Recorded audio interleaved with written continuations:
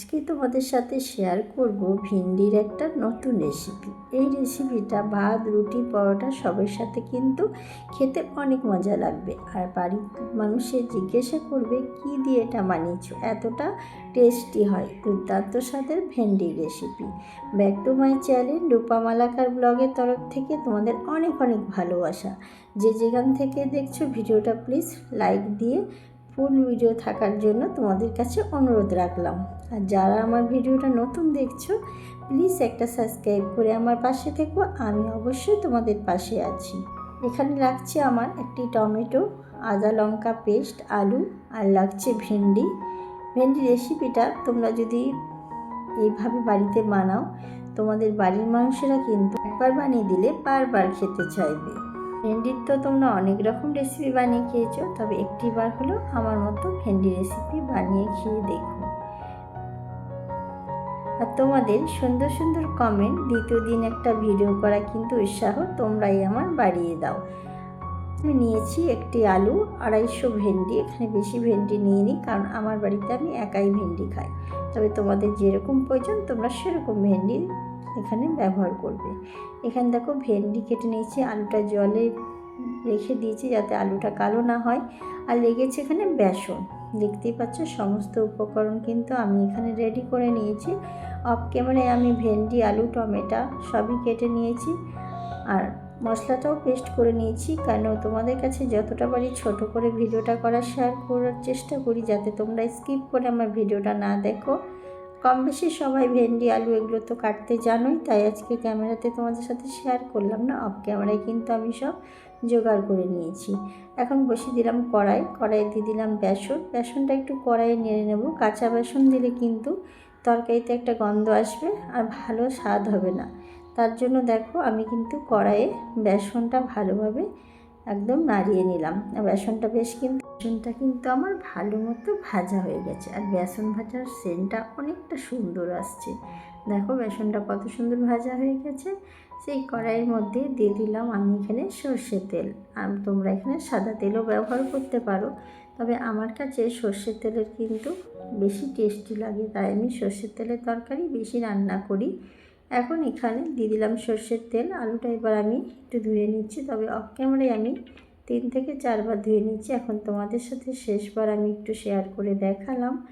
আর আমি কিন্তু যতটা পারি ছোট ছোট ভিডিও করার চেষ্টা করি যাতে তোমরা স্কিপ না করো। স্কিপ করে দিলে এমন এমন কিছু জায়গা আছে যেগুলো হয়তো তোমরা স্কিপ করে দেওয়ার ফলে বুঝতে পারবে না, তাই আমি চেষ্টা করি ছোট করে ভিডিও বানানো যাতে তোমরা আমার ভিডিও দেখে যদি তোমরা এই রেসিপিটা বানাতে চাও যাতে তোমাদের কাছে অনেক সহজ হয়, তাই আমি চেষ্টা করি সবসময় ছোট করে ভিডিওটা বানানোর। এখন দেখো কড়াইয়ের মধ্যে দিয়ে দিলাম ভেন্ডিগুলো কিন্তু নুন হলুদ দিয়ে আমি ভেজে নেব। তবে এখানে কিন্তু ভেন্ডিটা একদম লাল লাল করে ভাজলেও হবে না, হালকা করে কড়াই নাড়িয়ে নিতে হবে। তাই জন্য দেখো এখন ভেন্ডিটা কিন্তু খুব ভালোভাবে নুন হলুদ দিয়ে আমি ভাজতে দিয়ে দিলাম। তবে বন্ধুরা আমার ভিডিওর মাঝে বা ভয়েসের মাঝে যদি কোনো ভুল ত্রুটি হয়ে থাকে আমাকে ক্ষমার দৃষ্টিতে দেখবে। এখন দেখো ভেন্ডিটা কিন্তু আমার প্রায় ভাজা হয়ে এসেছে। এই অবস্থায় কিন্তু আমি ভেন্ডিটা একটা জায়গাতে তুলে রাখবো। তারপরে কী করছি অবশ্যই দেখার জন্য ভিডিও শেষ অবধি থাকতে হবে। এখন দেখো এখানে কিন্তু ভেন্ডি ভাজা আমার কমপ্লিট। এখন একটা জায়গাতে আমি ভেন্ডিটা নামিয়ে নিচ্ছি।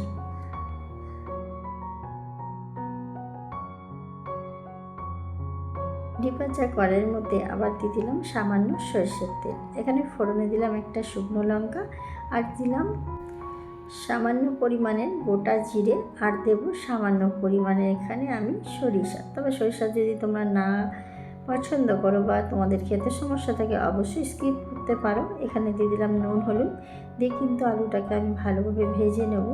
এখন দেখো আলুটা কিন্তু খুব ভালোভাবে ভাজা হয়ে এসেছে। এখন দিয়ে দিলাম কেটে রাখা টমেটোটা দিয়ে আমি এবার কিন্তু ভালোভাবে আলুটা ভেজে নেব। তবে তোমরা সবাই জানো আমি কিন্তু যে কোনো সবজি রান্নার সময় কষাবার সময় একটা ঢাকনার সাহায্যে ঢেকে দিলাম মশলা, সামান্য জল, এবার একটা ঢাকনার সাহায্যে ঢেকে দিলাম।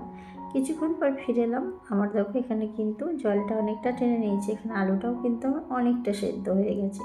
দিয়ে দিলাম সামান্য পরিমাণে জিরের গুঁড়ো। এবার সমস্ত মশলা দিয়ে খুব ভালোভাবে কিন্তু এটা আমি কষিয়ে নেব। তবে বন্ধুরা তোমরা এখানে কিন্তু অবশ্যই লঙ্কার গুঁড়োটা ব্যবহার করতে পারো, তবে আমার এখানে লঙ্কার গুঁড়োটা মানে প্রয়োজনে লাগেনি, তাই আমি এখানে ব্যবহার করিনি। দিয়ে দিলাম ভেজে রাখা ভেন্ডিগুলো। এবার ভেন্ডি আলু দিয়ে কিন্তু আমি আলতো হাতে কষিয়ে নেবো, কারণ ভেন্ডি কিন্তু আমার সেদ্ধ হয়েই গেছে। ভেন্ডি অনেক তাড়াতাড়ি কিন্তু সেদ্ধ হয়ে যায়, তার জন্য আলতো হাতে আমি এইভাবে কিন্তু আস্তে আস্তে কষিয়ে নেব। এখন দেখো আমার কিন্তু অনেকটা কষানো হয়ে গেছে, তবে কিন্তু এই তরকারিতে বেশি জল দিলে হবে না।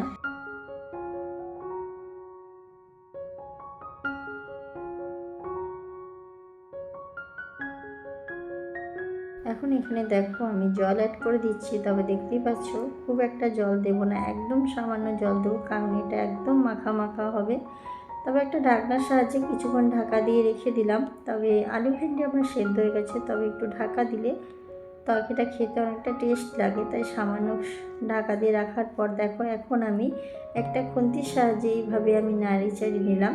এখন কিন্তু সামান্য একটু ঝোল আছে, এটাও কিন্তু আমার সমস্ত টেনে নেবে।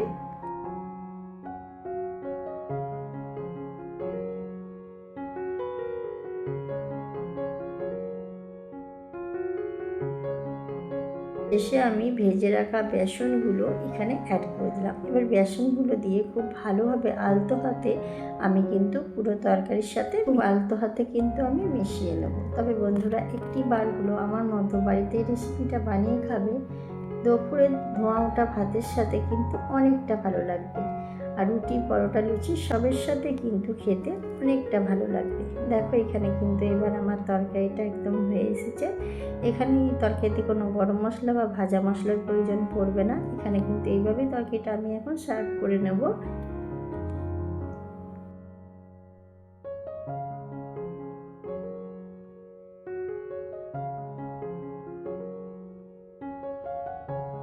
তোমাদের কমেন্টে আশায় থাকলাম কেমন লাগলো আজকে রেসিপিটা।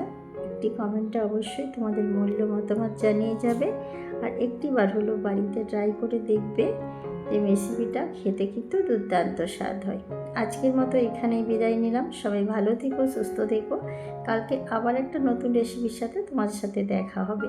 সবাইকে অসংখ্য ধন্যবাদ আমার ভিডিও জুড়ে এতক্ষণ থাকার জন্য। সবাইকে অসংখ্য ধন্যবাদ আমাকে এতটা ভালোবাসা দেওয়ার জন্য, আর আমার তরফ থেকে তোমাদের অনেক অনেক ভালোবাসা। আর আজকের মতো এখানে বিদায় নিলাম। সবাইকে টাটা।